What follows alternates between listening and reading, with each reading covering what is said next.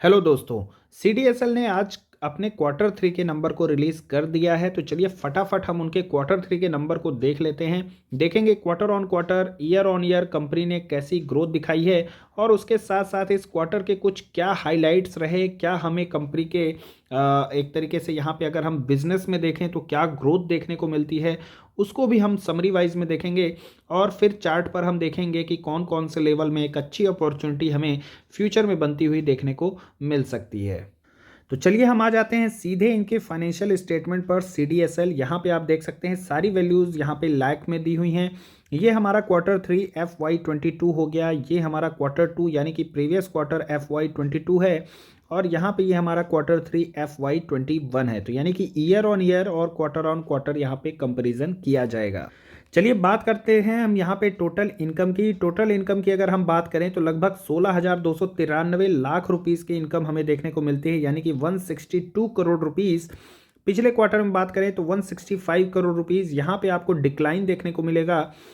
और लेकिन अगर हम थोड़ा डिटेल में देखें तो आप देखेंगे रेवेन्यू फ्रॉम द ऑपरेशन यहाँ कंपनी के बढ़ते हुए देखने को मिलते हैं, जबकि डिक्लाइन ये जो नंबर हुए हैं ये हमें अदर इनकम के थोड़े से डिक्लाइन होने की वजह से यहाँ पे देखने को मिल रहा है।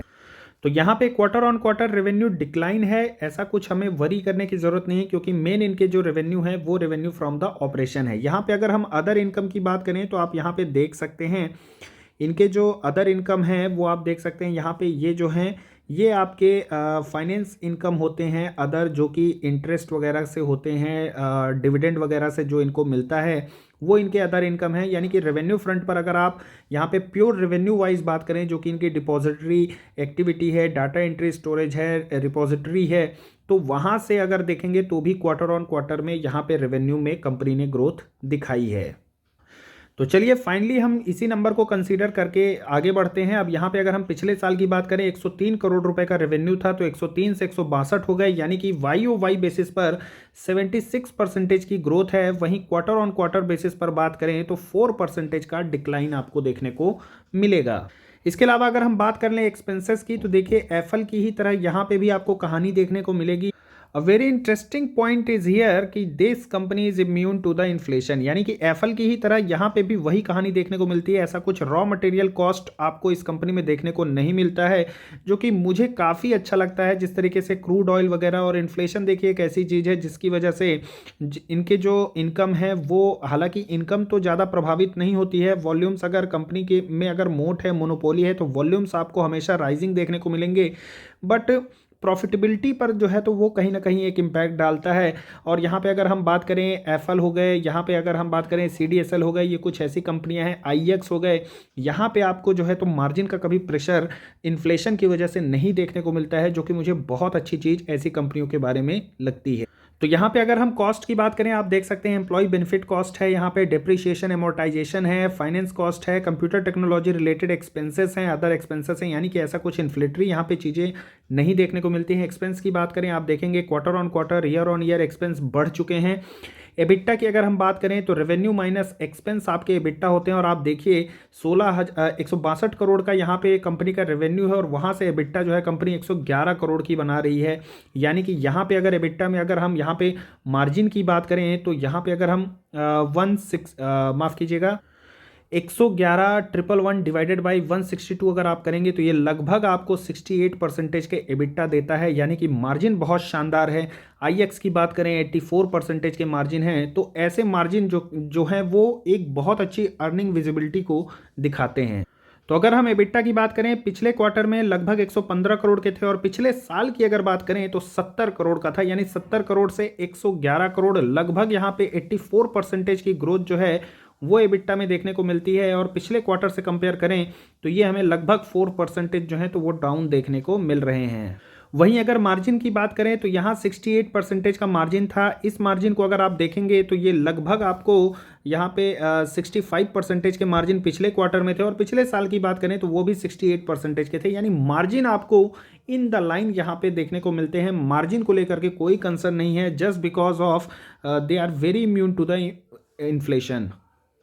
Okay, coming to the net profit. अगर हम नेट प्रॉफिट यहाँ पे कंपनी का देखें, आप देख सकते हैं 83 करोड़ है, पिछले क्वार्टर में 86 करोड़ था। और वहीं पर अगर हम पिछले साल से कंपेयर करें तो ये हमारा लगभग 54 करोड़ था। यानी कि यहाँ पे प्रॉफिटेबिलिटी भी जो है तो आपको वाई ओ वाई लगभग 56% की ग्रोथ यहाँ पे देखने को मिलती है। और वहीं अगर क्वार्टर ऑन क्वार्टर बात करें तो लगभग 2% का आपको डाउनफॉल देखने को मिलेगा। ईपीएस की अगर हम बात करें तो 8 रुपये के ईपीएस हो चुके हैं इस क्वार्टर में। पिछले क्वार्टर की बात करें तो 8.22 था।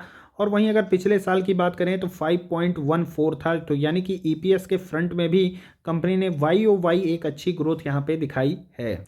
चलिए इसको हम एक समरी वे में देख लेते हैं। आप देख सकते हैं कंसोलिडेटेड अगर हम नंबर की बात करें, नेट इनकम में यहाँ पे 58% की ग्रोथ वाई ओ वाई है और 1% का डाउनफॉल क्वार्टर ऑन क्वार्टर देखने को मिलता है।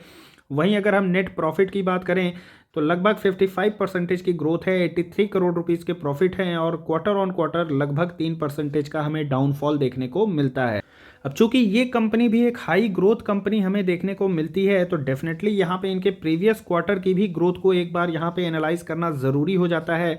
अगर हम यहाँ पे इनके प्रीवियस क्वार्टर की ग्रोथ को एनालाइज करें तो आप देख सकते हैं यहाँ पे हर क्वार्टर में इन्होंने इनकम में एक अच्छी ग्रोथ दिखाई है कॉन्सोलिडेटेड नंबर्स की अगर हम बात करें। लेकिन यहाँ पे इस बार जो है तो हमें लगभग 1% का डाउनफॉल जो है तो वो देखने को मिला है। वहीं अगर हम नेट प्रॉफिट की बात करें तो आप देखेंगे क्वार्टर ऑन क्वार्टर यहाँ पे नेट प्रॉफिट इस क्वार्टर में ऑल्दो थोड़ा डाउन हुए थे, बट यहाँ पे इन्होंने एक अच्छी ग्रोथ दिखाई है। तो आप यूँ समझ सकते हैं कि इनका परफॉर्मेंस कुछ इस क्वार्टर जैसा ही हमें देखने को मिलता है। अगेन यहाँ पे इनका जो नेट प्रॉफिट लगभग 3.5% डाउन था, इस बार भी लगभग 3% हमें डाउन देखने को मिल रहा है।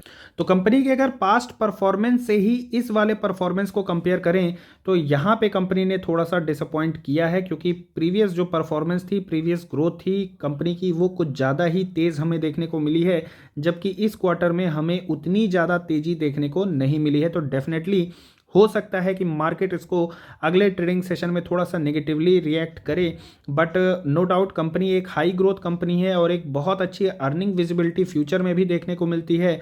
तो डेफिनेटली अगर गिरावट होती है तो वहाँ पर एक अच्छी अपॉर्चुनिटी हो सकती है इसमें पोजीशन बनाने के लिए या फिर एक्यूमुलेशन करने के लिए। ऑल एंड ऑल अगर यहाँ पे कॉम्प्रहेंसिव वे में बात किया जाए तो नंबर अच्छे हैं, नो डाउट कंपनी प्रॉफिटेबल है और अभी भी अपने ग्रोथ के ही ट्रैक पर हमें चलती हुई देखने को मिल रही है। चूंकि एक्सपेक्टेशन हो जाती है, आप 3 बार 4 बार लगातार कोई बैट्समैन अब दोहरा शतक लगा दे तो वही होता है कि एक्सपेक्टेशन होती है कि अगले मैच में भी दोहरा शतक लगाएगा, और अगर वो सिर्फ 50-75 रन ही बनाता है तो वहाँ पर थोड़ा सा पब्लिक जो है तो डिसअपॉइंट हो जाती है। तो ये चीज़ें देखिए ऊपर और नीचे जो है ना ये चलता रहता है। आपको कंपनी के फंडामेंटल्स देखने हैं, फंडामेंटल्स कंपनी के साथ इंटैक्ट है या नहीं, कंपनी में अर्निंग विजिबिलिटी आपको अच्छी देखने को मिलती है या नहीं, वो काफ़ी ज़्यादा इंपॉर्टेंट हो जाता है। फिलहाल एनालिस्ट की बात करें, 6 एनालिस्ट ने कवर किया है जिसमें से 50% ने यहाँ पे बाई की रेटिंग दी है। हाई साइड की बात करें 13% का है, लोअर साइड की बात करें तो 50% के डाउनफॉल ये जो है एक्सपेक्ट करते हैं। अगर आप यहाँ पे इस चार्ट पैटर्न को देखेंगे तो क्लियर कट ये देखने को मिलता है कि कंपनी जो है, इस कंपनी का स्टॉक जो है उसका प्राइस यहाँ पे आपको एक चैनल में इंक्रीजिंग ट्रेंड में ही देखने को मिलता है फिलहाल की अगर हम बात करें। अब अगर यहाँ पे हम सपोर्ट की बात करें तो आप देख सकते हैं कि स्टॉक प्राइस जो है वो कंटिन्यूसली यहाँ पे इस लाइन पर सपोर्ट लेता हुआ हमें देखने को मिलता है। तो ये लाइन पर अगर इस ट्रेंड लाइन पर फिर से इसने अगर सपोर्ट लिया तो इसका पहला जो सपोर्ट होगा वो हमें 1500 पर देखने को मिल सकता है। अगर स्टॉक में फर्दर गिरावट होती है तो अगला सपोर्ट 100 डेमा पे आपको लेता हुआ देखने को मिल सकता है 1441 पर। इसके अलावा इसका एक अच्छा सपोर्ट जो है वो हमें यहाँ पे देखने को मिलता है जो कि 1296 है, और एक अगर इसके हम अल्टीमेट सपोर्ट की बात करें तो वो हमें यहाँ पे 1135 पर देखने को मिलता है। तो डेफिनेटली अगर आप चाहें तो इन लेवल्स को ध्यान में रख सकते हैं। अगर इन लेवल्स पर जाता है तो फर्दर इसमें जो है तो आप 1:2, 3:2 और 4 का यहाँ पे फंडा लगा सकते हैं। अगर फ्रेश एंट्री लेना है तो इस लेवल से स्टार्ट करिए और धीरे धीरे इन लेवल्स पर इसको लॉन्ग टर्म के लिए आप एक्यूमुलेट कर सकते हैं। तो दोस्तों आज की वीडियो में बस इतना ही। ये अगर स्टॉक आपकी पोर्टफोलियो में है तो कमेंट सेक्शन में ज़रूर कमेंट करके बताएं कि आपको इनके नंबर्स कैसे लगे, और अगर आपको कंटेंट अच्छा लगा हो तो वीडियो को एक लाइक कीजिए और चैनल को सब्सक्राइब करके मोटिवेट कीजिए ताकि कुछ इस तरीके का क्वालिटी कंटेंट मैं आपके साथ शेयर करता रहूँ। वीडियो को अंत तक देखने के लिए बहुत बहुत धन्यवाद। Thank you very much.